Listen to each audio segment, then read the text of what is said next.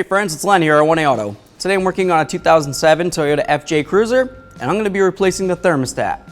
It's going to be a very easy job. I want to be the guy that shows you how to do it. If you need any parts, you can always check us out at 1aauto.com.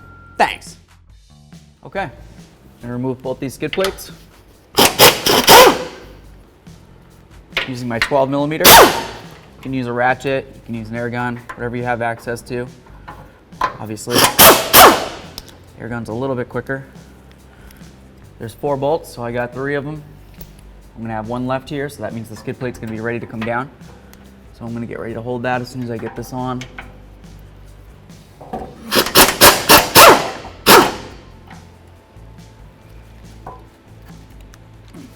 There we are. Grab the skid plate, get that out of the way, we'll set it aside. So we'll do the forward skid plate now. There should be 4 bolts in this as well. 1 here, 1 there. 1 should be there, it's imaginary. 1 there also, imaginary. On the front of this, it has little hooks that go into the frame. Right here, it's 1. And then the other one's right here. So what you would do is you would start with the forward ones, take those out, then you work your way to these, okay? Once you remove these, the skid plate can come down this way towards you or towards the front. So you want to be careful for your face, but the hooks are going to make it so it can't completely fall straight down.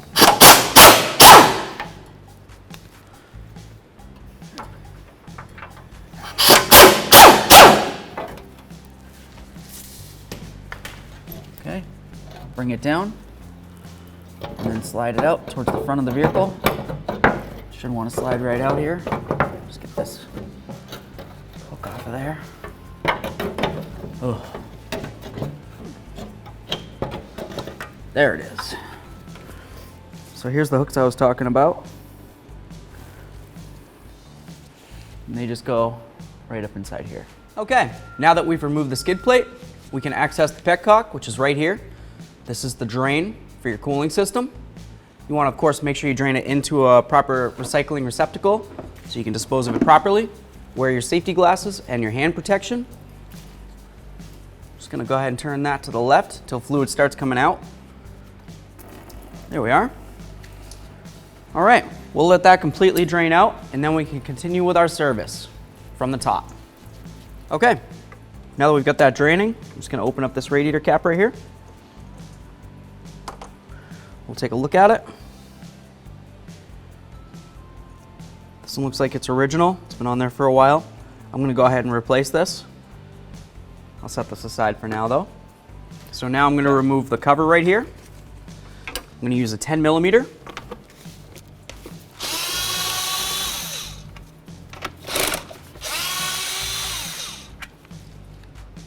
Set those aside.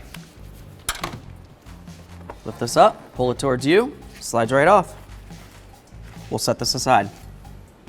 Okay, so now that we've got the coolant down low enough, right here's the thermostat housing. We're going to remove this clamp right here. You just squeeze it, slide it down the hose a little bit, and then we're going to remove the hose.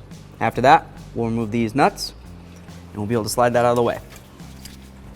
So I'm just going to use something as simple as pliers. Grab onto the clamp, slide it down the hose like I said. There we are. You can see the markings where the clamp was. When we go to put the clamp back on, you want to try to line it back up with where you got it. Now you can carefully, if you've got these type of pliers, you can carefully try to shake the hose around a little bit. We just want to break it free from the thermostat housing. It's been on there for quite a while. It's happy there, but it's time for it to move for a couple minutes. Okay, when we remove this, there might still be some coolant, so you want to make sure you're wearing hand protection. Keep your mouth closed just in case.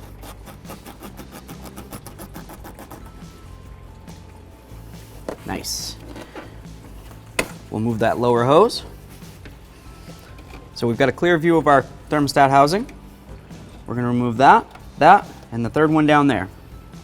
I'm going to grab my 10mm. We'll move along.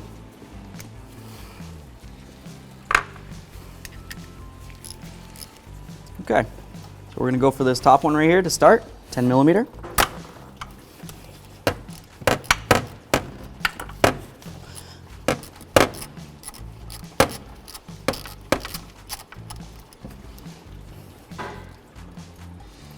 There we are. That's what our nut looks like. We'll do the other two, and we'll move along. I'm gonna get this last nut off of here.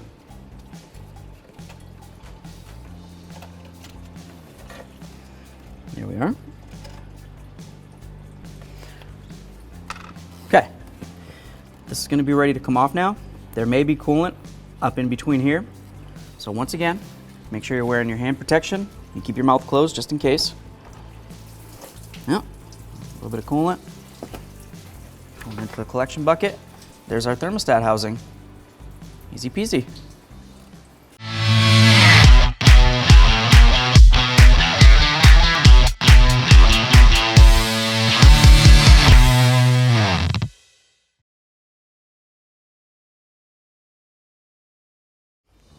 Okay, so we've got the old thermostat housing off. This right here is your old gasket. You need to make sure that you take that off of there. That's what it looks like. Your new thermostat housing comes with a new gasket. So you want to make sure you take off the old one, otherwise you double gasket it. That's going to be an issue. Okay. Now we want to make sure we clean off the base plate where the gasket's going to ride on. I'm just using a nice clean rag for that. If you notice that there's a lot of crusties or crunchies in there, something that's going to cause an issue, you can use something as simple as a razor blade to clean it off.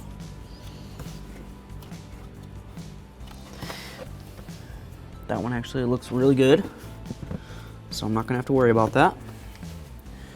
Okay, we'll take our new thermostat housing with gasket and thermostat installed. You're going to face this so it's angling down. You don't want it facing up. Obviously, it would be an issue. I probably don't have to say that, but just throw it in there just in case. People have been known to try to put it on the wrong way. Just going to start all three of these nuts. Then we'll bottom them out. Then we're going to torque them down to 80 inch-pounds. Not foot-pounds, inch-pounds. It's not very much. Okay. We're going to torque these up 80 inch-pounds. I'm going to take that little universal off of there. The less doodads and gadgets you have on these things when you're trying to torque, the better. So if you can avoid it, let's try one more time. Here we are.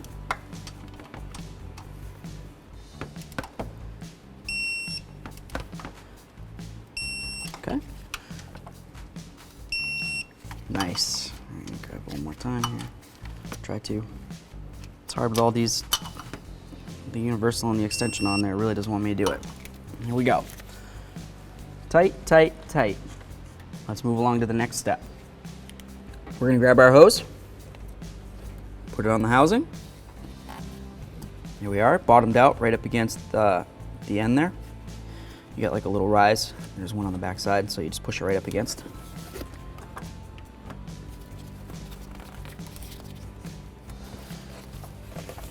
Okay, you can see the markings on the hose.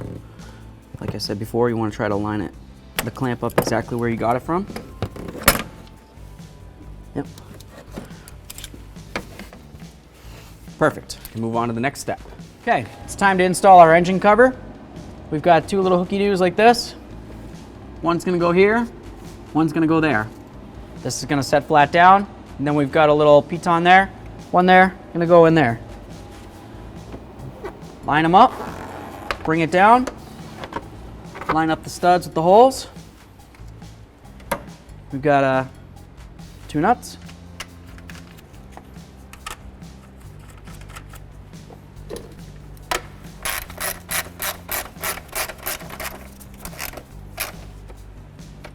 Tight.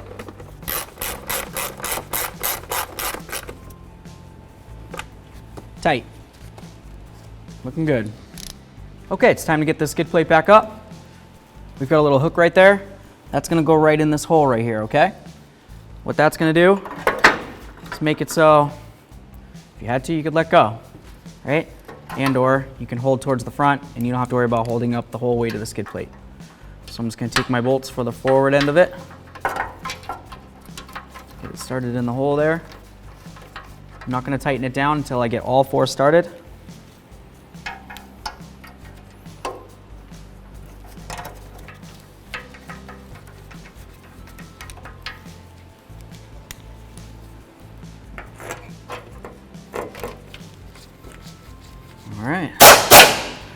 Nice and easy here. Come around. See if I can see up there. And this one. Perfect. Let's move ahead. All right, so we've got our forward skid plate. We've got our little hooks on the skid plate. They go right up inside the slots, okay? You got 2 hooks, you got 2 slots. So just bring it so it's straight up and down. Line the hooks up with the slots. Now at this point, you can release the front, assuming you have both hooks there, and you can move along to the back where we can get this in and situated. All right.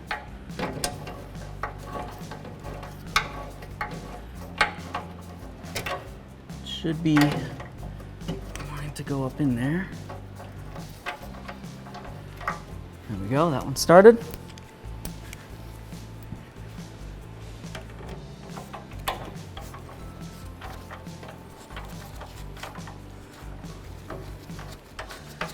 There we go. Just gonna blast them up in there. Theoretically, most of these skid plates have 4, right? I have 2 up here too, so if you have those 2 up there, you're gonna wanna make sure you start those before you tighten these. There we go, tight. Tight. Very nice. Okay, friends. So, I just want to show you this real quick. Something you can buy right at 1aauto.com. It's a little spill-proof funnel, okay? This is really great because it's got pretty much every accessory that you might need inside of it. Doesn't matter what kind of vehicle you're working on, more than likely we have an adapter for it right in there. So, for the Toyotas, it's green, right there. You're gonna grab the small cap. Goes right on like this, okay? And then of course we got all these adapters, like I said. So, if you ended up needing any of those for a different type of vehicle, you can of course use something like that. Got our funnel. You're gonna wanna make sure you have access to this. This is a little plunger, or plugger, okay? So now what we'd wanna do, we're just gonna put some coolant in this. This is universal coolant, it's not green coolant, just so you know. Looks a little green, but it's not. Open up our little plunger here.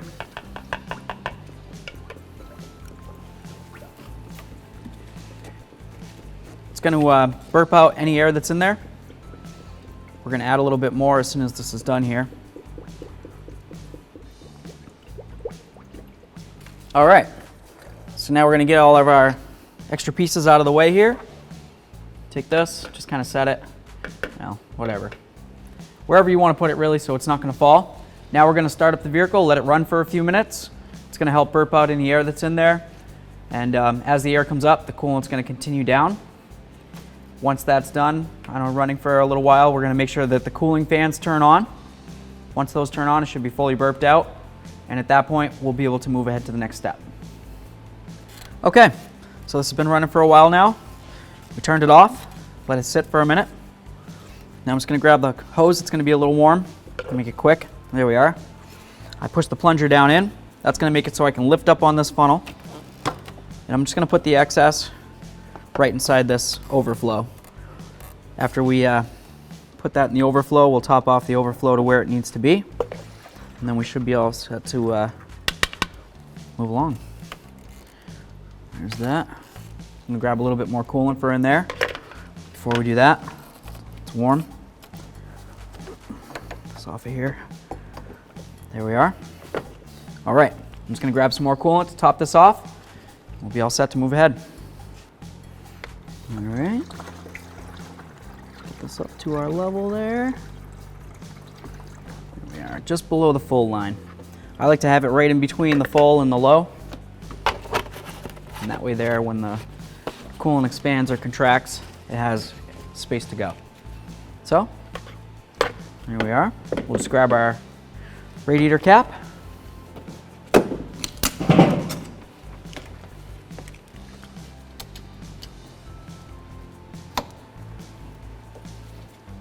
Back in here. Nice. Thanks for watching. Visit 1aauto.com, your place for DIY auto repairs, for great parts, great service, and more content.